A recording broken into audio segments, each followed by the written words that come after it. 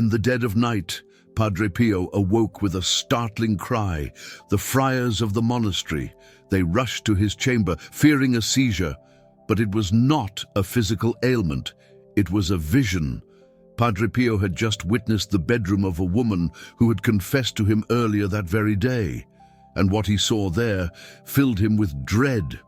He spoke of 3 objects lurking within that room, functioning as spiritual gateways. Gateways the devil used to slip through each and every night. Gateways the poor woman was utterly unaware of. And here's the most terrifying part.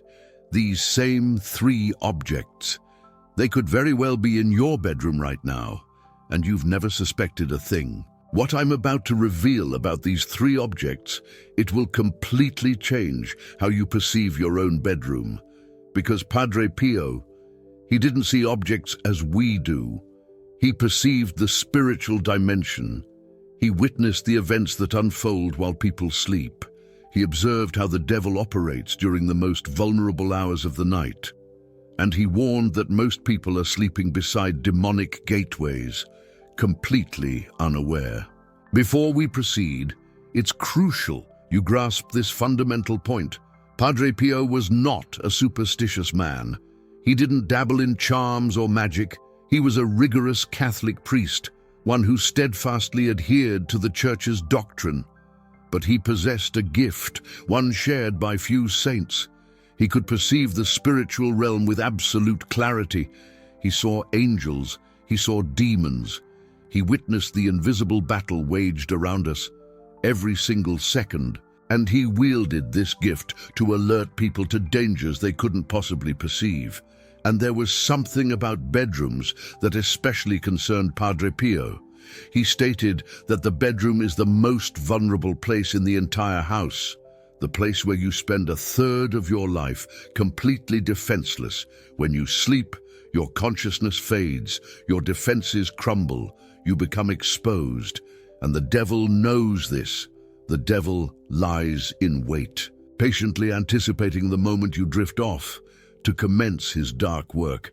Therefore, Padre Pio taught that the bedroom should be the most protected place in the home, a sanctuary where no gateway can be opened, a place where the devil has absolutely no point of entry, but the vast majority of people do the exact opposite.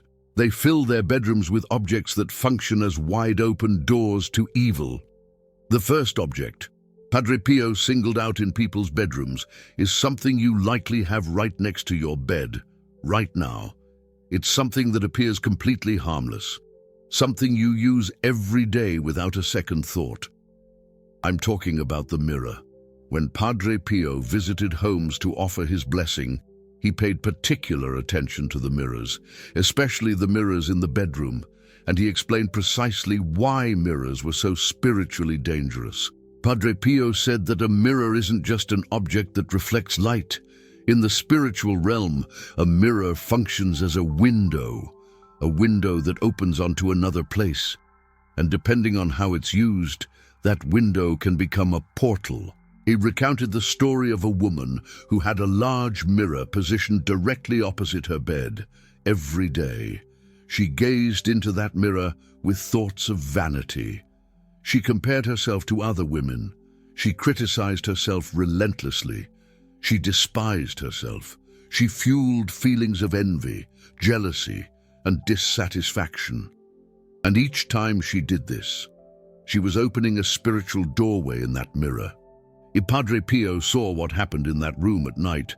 He saw that while the woman slept, a presence emerged from the mirror, a dark presence that approached the bed and whispered thoughts into her mind, thoughts of despair, thoughts of self-hatred, thoughts of comparison. And when the woman awoke, she believed those thoughts were her own. She didn't realize they had been planted during the night. But don't panic, because it's not the mirror itself that's the problem. Padre Pio was very clear about this. The problem is what you do with the mirror and where you place the mirror. He taught 3 rules about mirrors in the bedroom.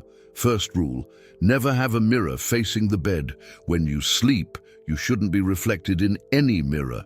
because during sleep, your soul is vulnerable, and having your image reflected while you sleep creates a dangerous spiritual connection. Second rule, never use the mirror to fuel negative thoughts. Every time you look in the mirror and criticize yourself, despise yourself, compare yourself negatively to others, you are opening a door. You are inviting something in. Third rule, if you have a mirror in the bedroom, cover it at night. It might seem like superstition, but Padre Pio explained the spiritual reason. During the night, especially between 3 and 4 in the morning, the spiritual realm is most active. Covering the mirror closes the window.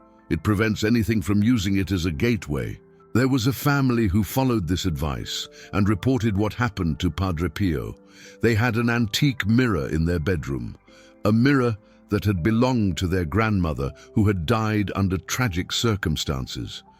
Ever since they brought that mirror home, the couple had been experiencing constant nightmares. They woke up exhausted. They argued for no reason.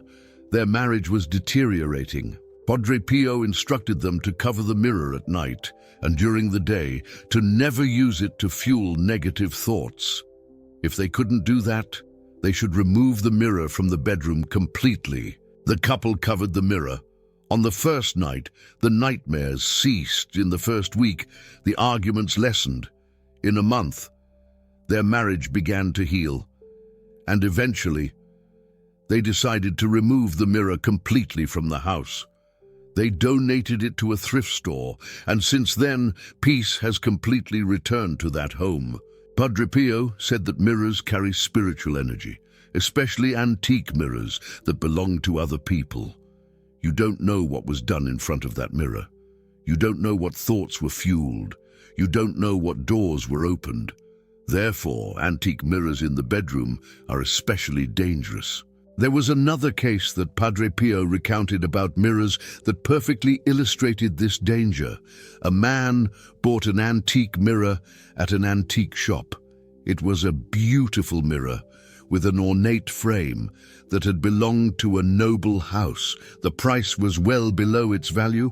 The man thought he had struck a great bargain. He placed the mirror in the couple's bedroom, and from that night on, everything changed.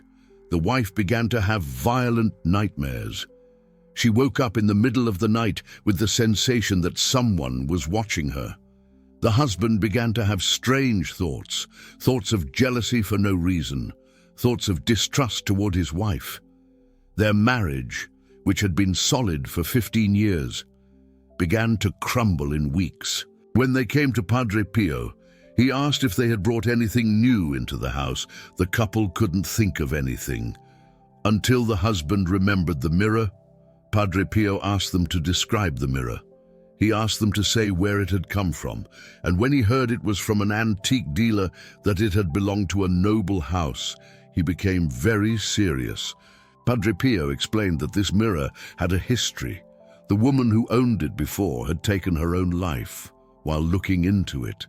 She had spent years feeding thoughts of despair in front of that mirror. She had opened a gateway so profound that the mirror had become permanently tainted, and now this gateway was in that couple's bedroom, working against them every single night. The mirror was removed immediately. Padre Pio recommended that it be destroyed, not sold or donated, because selling or donating it would only be transferring the problem to another family. The mirror was shattered, and the pieces were buried in blessed ground. And within a week, everything went back to normal. The nightmares stopped, the jealous thoughts vanished, the marriage was restored. The couple never bought anything from a thrift store again without first researching the object's history. Padre Pio especially warned about mirrors that came from inheritances, mirrors that belonged to relatives who died in tragic ways, mirrors that remained in homes where there had been domestic violence, mirrors that had witnessed decades of fighting and suffering. All of these mirrors carried that energy, and placing those mirrors in the bedroom was like bringing all that spiritual baggage into the most vulnerable place in the house. He also warned about the position of mirrors. Besides never having a mirror facing the bed, he said that mirrors should not reflect the bedroom door, because the door is where things enter, and having a mirror reflecting the door was like multiplying any energy that came in. If something positive entered, it would be multiplied, but if something negative entered, it would be too. And there was a third dangerous position: mirrors facing windows. Padre Pio explained that windows are naturally points of spiritual vulnerability. Having a mirror reflecting a window was creating a connection between the exterior and the interior that could be exploited by forces of darkness. The golden rule was simple: when you lie down in bed and look around, you should not see any reflection of yourself anywhere. Your sleeping body should not be reflected in anything. If you can see your own reflection from the bed, move the mirror or cover it at night. But that was just the first object. The second object that Padre Pio identified was even more common and even more dangerous, because almost everyone has it in their bedroom, and no one suspects a thing. I'm talking about objects that contain images, but not just any image. Images that show violence, images that show sensuality, images that show things that fuel impure or negative thoughts. Padre Pio lived in a time before television and the internet, but he saw paintings, artworks, photographs, and he warned that every image you put in your bedroom is an invitation to what that image represents. He told the story of a young man, let's call him, say, Michael, who had posters of scantily clad women in his room. Michael thought it was just decoration, that it didn't do any harm. But Padre Pio saw what was happening in that room at night. He saw that each poster functioned as an anchoring point for spirits of lust, spirits that worked on Michael's mind during sleep, that fueled disordered desires, that pushed him deeper and deeper into the slavery of impurity. Padre Pio instructed Michael to remove all those posters. At first, Michael resisted. He said they were just images, that they didn't do any harm. But when he finally obeyed, the change was dramatic.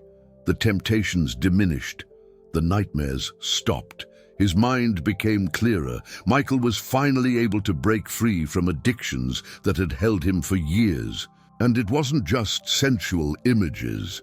Padre Pio also warned about images of violence, paintings of wars, paintings of bloody battles, photographs of tragedies. Each of these images brought an energy to the bedroom, an energy that affected whoever slept there. He met a family whose son, let's call him Ethan, had terrible nightmares every night. He would wake up screaming. He was afraid to sleep. The parents didn't know what to do. They took him to psychologists. They took him to doctors. Nothing worked. When Padre Pio visited the house, he went straight to Ethan's room and saw the problem immediately. The father had decorated the room with miniature soldiers, with paintings of historical battles, with images of wars. Everything the father thought was educational and interesting, but to Padre Pio's spiritual eyes, that room was full of violence. Padre Pio instructed them to remove everything, to replace them with images of saints, with images of the Holy Family, with images of angels. The family obeyed, and Ethan's nightmares stopped in 3 days. Padre Pio taught that the bedroom should only contain images that elevate the soul, images of saints, images of Jesus, images of Mary, a blessed crucifix. These images function as protection. They attract the angelic presence. They repel what is from the darkness. But images that fuel vanity, lust, violence, fear do the exact opposite. They attract what is from the darkness. They repel angelic protection. They transform the bedroom into a battlefield where you always lose. Padre Pio told another case that illustrated this principle in a terrifying way. A woman, let's name her Ashley, had a painting in her room that she considered art. It was a dark painting, showing a female figure in agony. Ashley had bought it because she thought it was sophisticated. She thought it gave the room an intellectual air. Padre Pio saw that painting, and his expression changed. He said that the image had been painted by someone in deep spiritual torment. The artist had channeled their pain into that painting, and now that pain radiated from the painting every night, filling the room with anguish. Ashley resisted.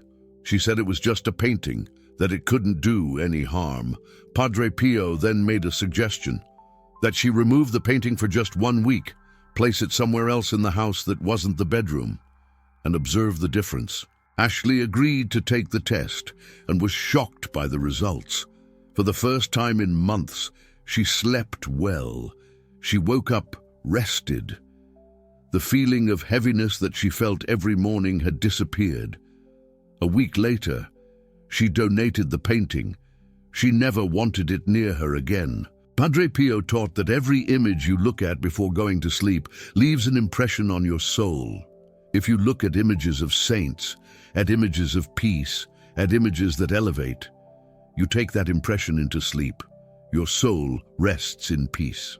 But if you look at disturbing, violent, sensual, or simply empty of spiritual meaning images, that's the impression your soul takes into sleep.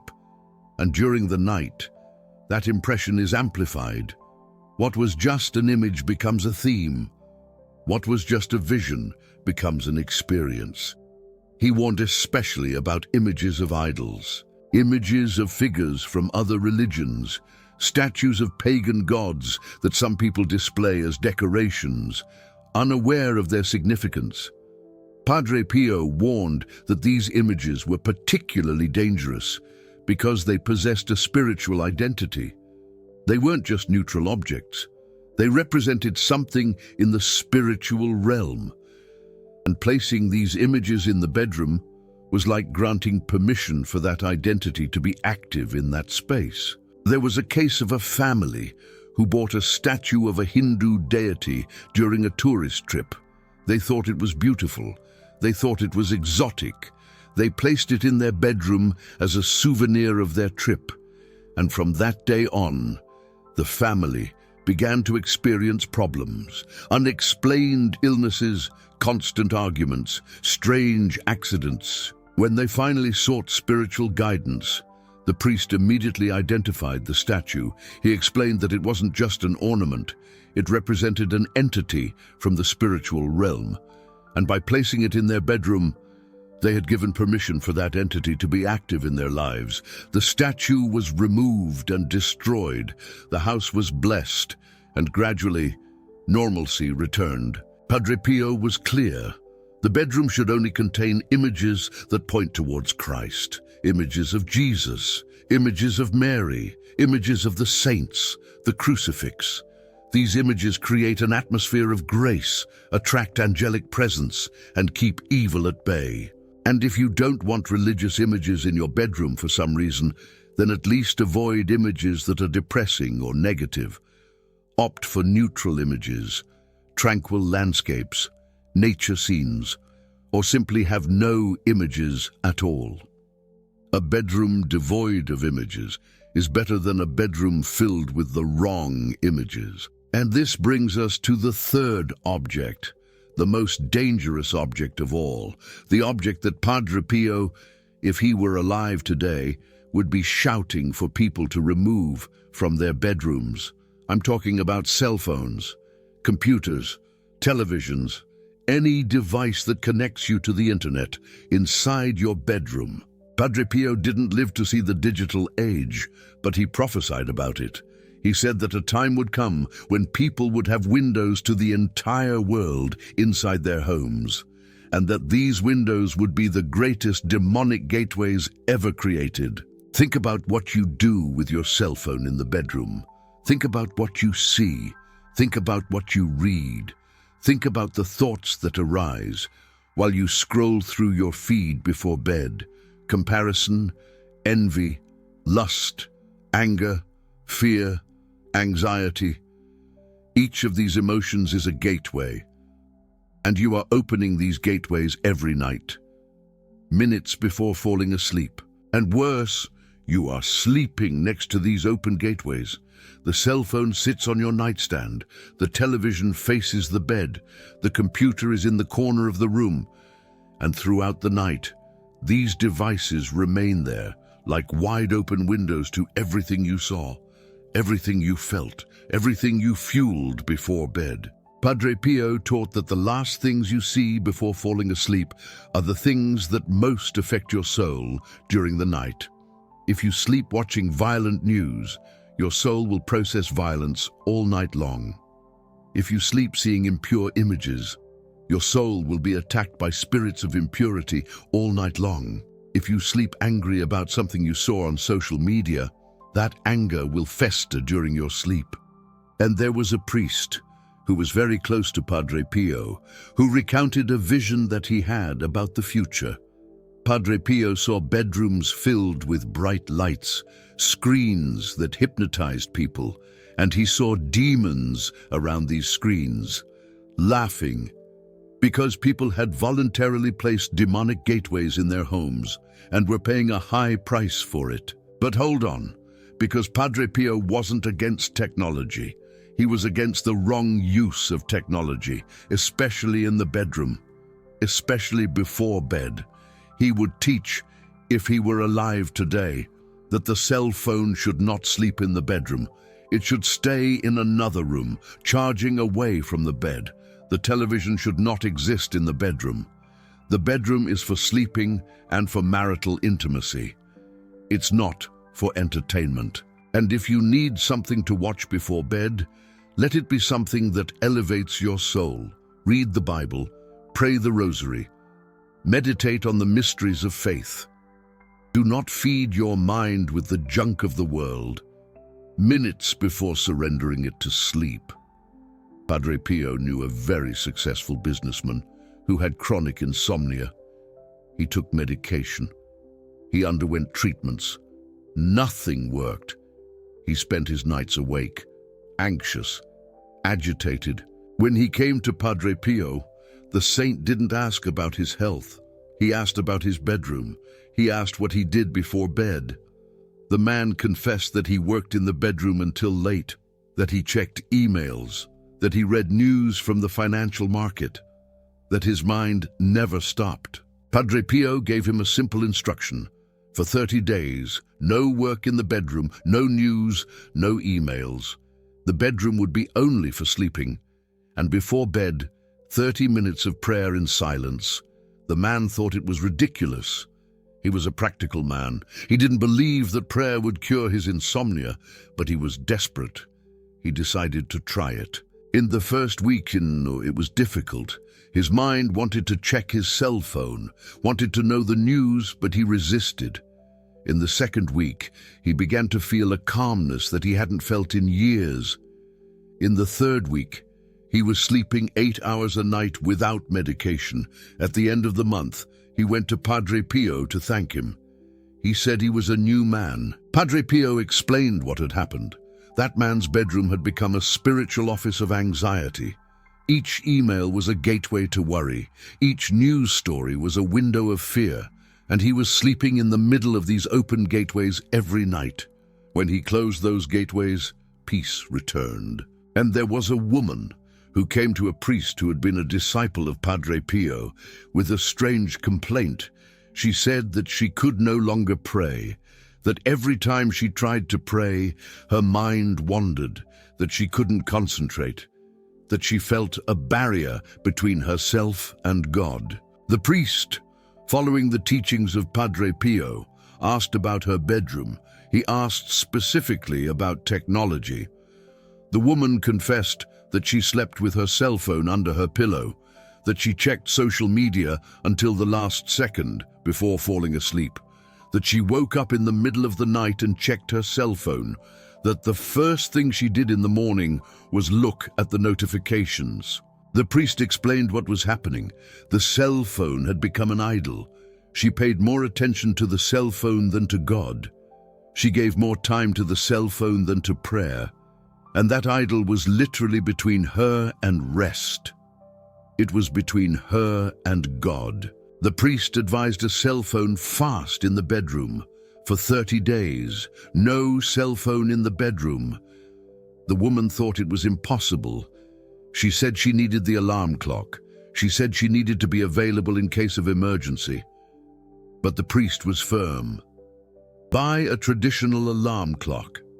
Leave the cell phone in the living room. If there's an emergency, people can still call the landline. The woman resisted, but she obeyed, and the results were dramatic. In the first week, she felt intense anxiety. It was like withdrawal.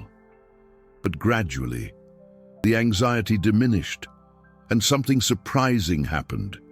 She started being able to pray again. The barrier she had felt had disappeared. Her connection with God was restored. The priest explained that the cell phone had created a spiritual interference. The constant stimulation, the constant distraction, had fragmented her ability to concentrate on anything, including God. When she removed the interference, the clarity returned. Padre Pio prophesied about this time. He said that an era would come when people would be physically together, but spiritually alone. They would be connected to the entire world, but disconnected from God. They would have access to all information, but would have no wisdom. They would have 1,000 virtual friends, but no real friends. And the bedroom would be the place where this would be most evident.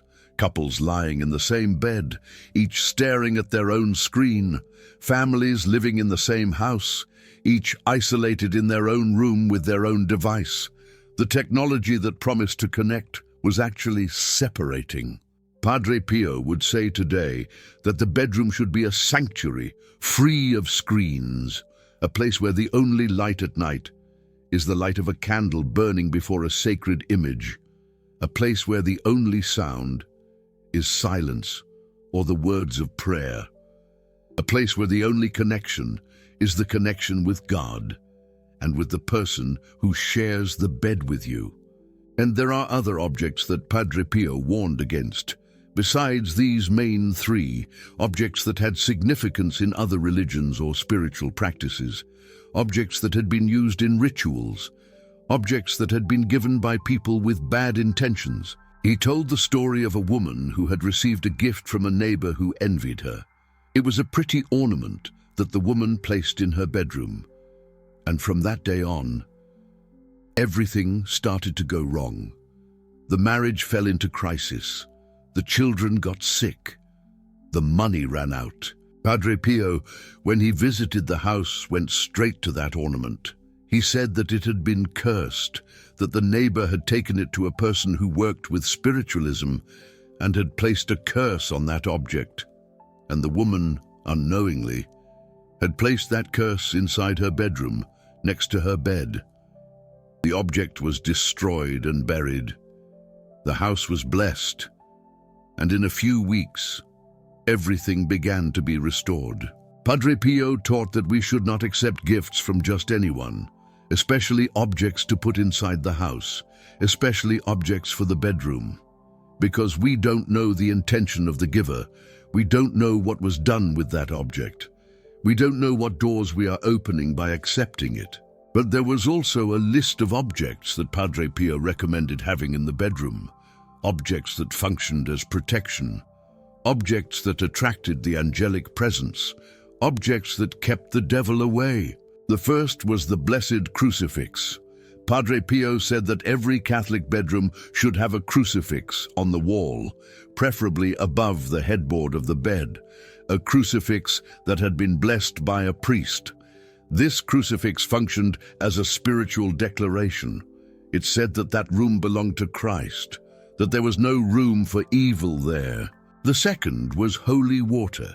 Padre Pio recommended having holy water in the bedroom and sprinkling the room before going to sleep, especially in the corners, especially on mirrors, if there were any, especially on any object that could function as a gateway. The third was an image of Our Lady.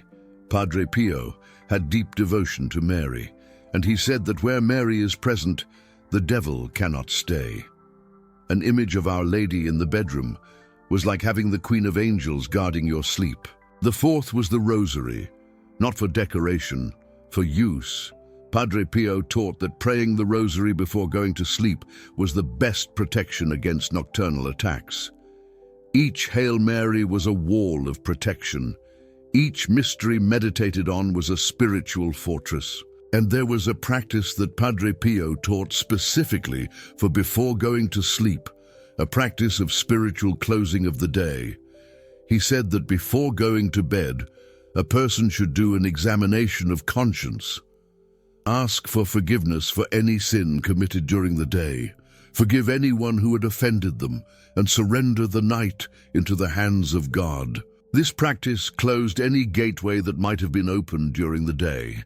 It closed the windows of anger, of resentment, of guilt, and it allowed the person to sleep in peace, protected, without giving the devil any space to work. Padre Pio also recommended a specific prayer before going to sleep, a prayer that he himself prayed every night.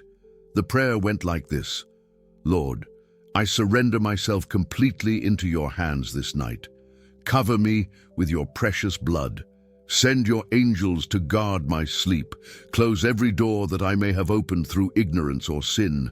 Protect my soul, my body, and my mind.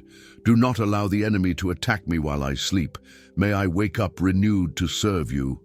Amen. He said that this prayer, prayed with faith, created a spiritual protection that lasted all night. The devil could try to attack, but he would encounter a barrier built by prayer and maintained by the angels. Padre Pio also taught about the 3 o'clock hour.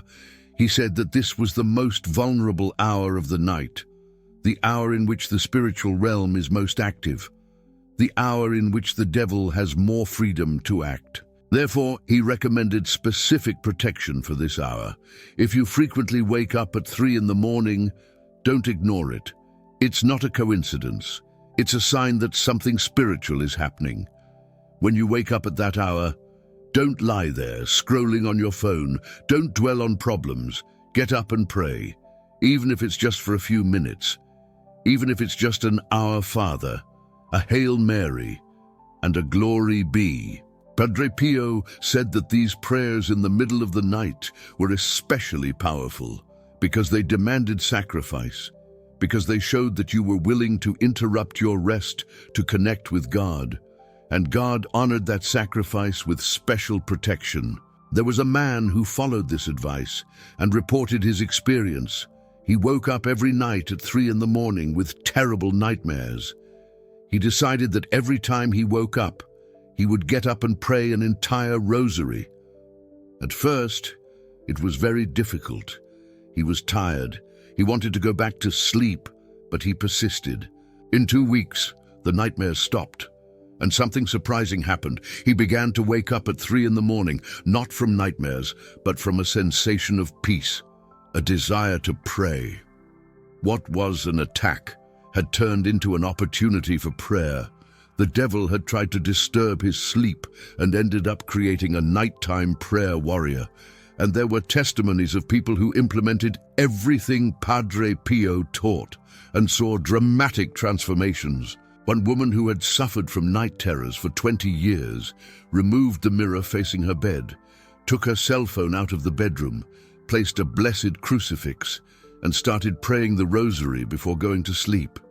The night terrors disappeared completely.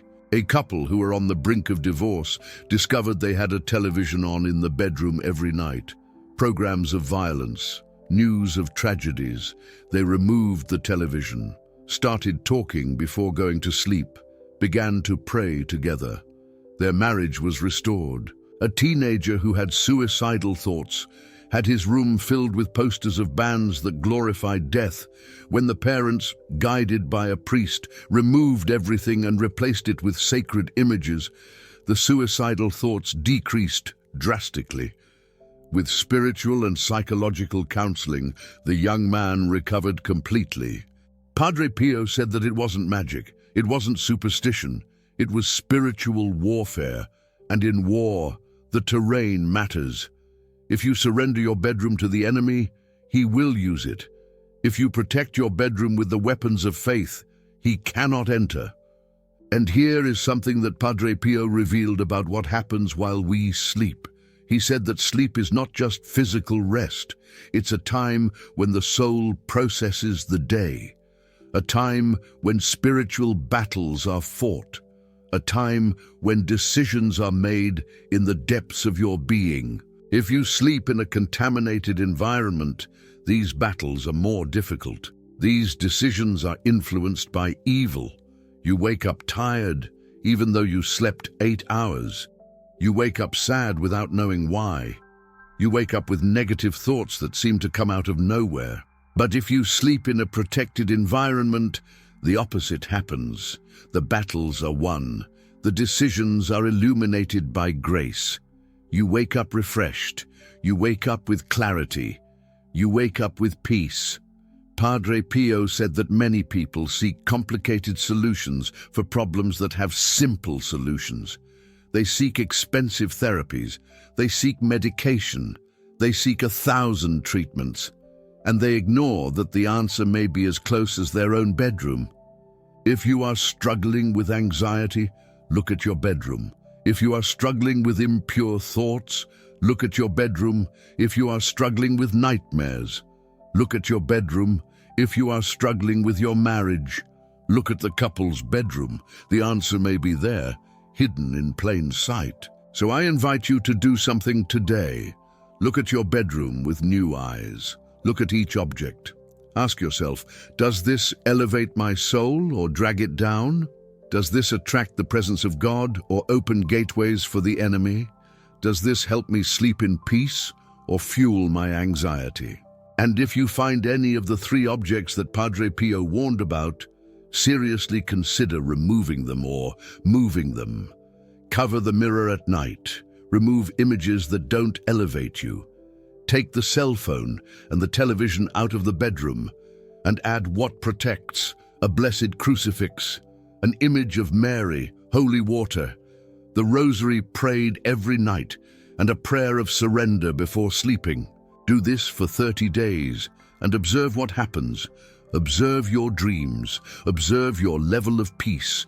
Observe your relationship with God and with your family. And then come back here and share your experience in the comments. Because your testimony may be the light that another person needs to come out of the darkness. And if you want to support this work, if you want me to continue bringing these teachings of Padre Pio that can transform your life, you can click on the golden heart of Super Thanks down below. Every support is a chance to take this message to more people. Every support is you participating in the mission of protecting families from the attacks of the devil. May Padre Pio intercede for you. May the angels guard your sleep tonight, and may from today on, your bedroom be a sanctuary of peace, protected by the power of God. God bless, and may Padre Pio bless you.